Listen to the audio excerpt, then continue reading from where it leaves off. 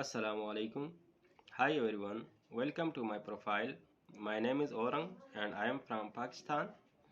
I have done MS in disaster management and also qualified in Bachelor of Education. I am a teacher by profession and currently I am working as a secondary school teacher teaching Urdu and English as one subjects in a high school. I have developed my experience in lesson planning, teaching methods and strategies during my teaching practices for over 3 years to different types of learners.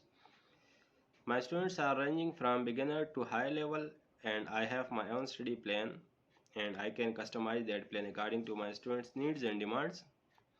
Coming towards the method of teaching, I prefer the learner-centered approach because it's a language class and in a language class we need a lot of practice, discussion and conversation. According to this approach, I make my students participate as they are not some fixed body of knowledge in my class. I can teach you Urdu as well as English. I promise that I will make your lessons really fun filled.